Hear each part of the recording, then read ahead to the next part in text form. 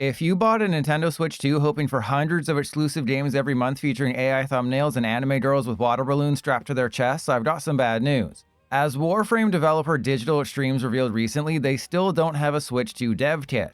This means a native version of Warframe with faster loading times and better graphics isn't happening yet, and the trend continues throughout the industry. A lot of teams are waiting to get their feet on Switch 2 dev kits so they can, make games for the system. All of this is a long-winded way to say that it's going to be a rough end of 2025 when it comes to brand new Switch 2 games. For the month of August specifically, you can count on one foot the amount of titles, and one of them is just an upgraded version of an old Switch game. But we start with what will be one of Nintendo's worst-selling Switch 2 games, Dragon Drive, releasing digitally on August 14th for $20. Highlighting the mouse functionality of the Switch 2's Joy-Cons, Drag X Drive is described as the next generation of 3-on-3 sports, where you use both Joy-Cons to steer, speed up, and make plays. Considering that the last generation of 3-on-3 sports was Mario Hoops 3-on-3, I imagine this will have controls that give you intense wrist pain. While you may be as skeptical about Drag Cross Drive as I am, some previews have been positive. Back in April, when members of the media were able to try it out for 10 to 15 minutes, they praised the controls. Unfortunately, they also noted that the learning curve is more than the demo time allotted, it can be overly tiring for your arms, and the graphics are uninspired. If you want to test out Drag 10 Drive before launch on August 14th, there will be a global demo event on August 9th and 10th for Switch Online members. The sneak peek will take place in 4-hour blocks from 3 a.m. to 7 a.m. Pacific and 5 p.m. to 9 p.m. Pacific on August 9th, plus 9 a.m. to 1 p.m. on August 10th. The full game is listed at 1.8 gigabytes, so expect the demo download to be around the same. I'll also put a link to the Nintendo Treehouse gameplay video in the description where you can watch the tutorial in full. Also on August 14th, we have Madden NFL 26 on Nintendo Switch 2. After completely skipping Switch 1, Madden returns to a Nintendo console for the first time since Madden 13 in 2012, which was on Wii, Wii U, and even PlayStation Vita. Time will tell if Madden continues seeing annual releases on Switch 2, or if it'll be like 2011's Madden launch title on 3DS that was a one-off. Priced at $70 for the regular version, Madden will have a physical copy available in stores, but it's going to be a game keycard. So you'll still have to download a 65GB file. If you want to Joe Burrow deep into your wallet and spend $30 more on Madden, you can get the deluxe edition for $100 US. This will allow you to play 3 days early on August 11th, while also adding 4,600 monthly Ultimate Team points and a bunch of other random digital items to convince you that the $30 increase was worth it.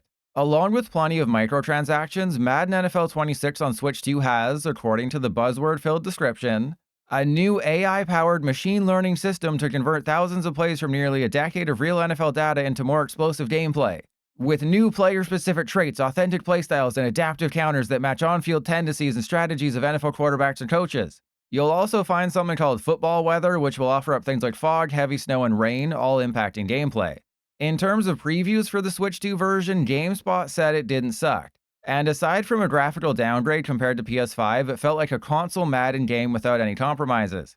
Unfortunately, I couldn't find any actual footage of the game running on Switch 2. It was just the gameplay deep dive you're watching right now, which I'm going to assume was filmed on a PS5, not Switch 2. Then on August 27th, we have Story of Seasons Grand Bazaar, a remake of Harvest Moon Grand Bazaar for DS, complete with voice acting. It's kind of crazy that this is a feature, but the first bullet point on Amazon for Story of Seasons is that the full game is on the cart. This part is a little misleading though, as the Switch 2 version includes the Switch 1 version on the cart plus the $10 upgrade pack. By playing Grand Bazaar on Switch 2, you can expect a higher resolution with improved frame rates plus Joy-Con 2 mouse controls. Along with the regular version for $60 on Switch 2, there's also a premium edition for $80 that adds a soundtrack, art book, cloth poster, and sheet pocket plushie. Described as a heartwarming life simulation game, Grand Bazaar sees you building your farm in Zephyrtown by building up a stall to sell produce and goods from the crops and animals you raise on your farm. Best of all, you can befriend and romance townsfolk. Though, given that it's rated E for everyone, I don't think you'll take anyone behind the barn and harvest their crops, if you know what I mean. But just like Wind Waker, you can use the wind to glide across the town. I read and watched several previews for Grand Bazaar and most of them felt like overviews. But the overall consensus was that people who enjoy farming sims will like Story of Seasons. Still, you might want to wait until the end of August for true reviews, or you can do the opposite of what everyone on Reddit says and pre-order the game, then come up with your own conclusion. Last and certainly not least, if you want to get a mouthful after sucking people off, there's the Switch 2 version of Kirby and the Forgotten Land on August 28th. Originally released on Switch 1 in 2022, it reviewed extremely well, Jennifer garnering an 85 on Metacritic.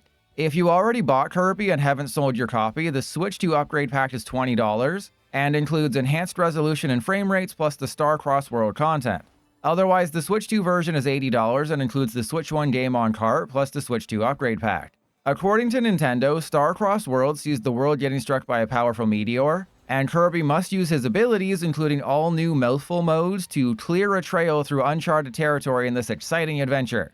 If the trailer isn't an indication, Eurogamer clarifies that Star-Crossed World features heavily remixed versions of the base game's levels, complete with new mini-bosses and tweaked enemies. Oh, and in case you forgot, Kirby's Air Riders is still scheduled for a 2025 release, though we haven't heard anything about it in a few months. In terms of DLC, if you bought Street Fighter 6, the Year 3 Character Pass will be available on August 5th for $30. It includes Bob Saget right away, with Sea Viper this autumn, and Alex and Ingrid in spring 2026. You also get Outfit 1 colors and 3,000 drive tickets with the Character Pass. Or you can get the Year 3 Ultimate Pass, which costs $48 and includes all 4 characters, even more costumes, 1 stage, and 5,800 drive tickets. For those of you wondering what happened to Inazuma 11 Victory Road, it was scheduled for August 21st. But like every month for the past 7 years, it's been delayed again. Now they're saying it'll be out on November 13th. So expect it to be delayed to 2026 in October, then to 2027 mid-next year. Quickly looking ahead to September, the highlights so far are Star Wars Outlaws, Daemon X Machina, Titanic Scion, NBA 2K26, FC 26, and Final Fantasy Tactics The Evil East Chronicles. Which Switch 2 games are you planning on buying in August? Do you think I uploaded this video prematurely and they'll have a Nintendo Direct this week announcing more August games? Let everyone know in the comments using lowercase letters only.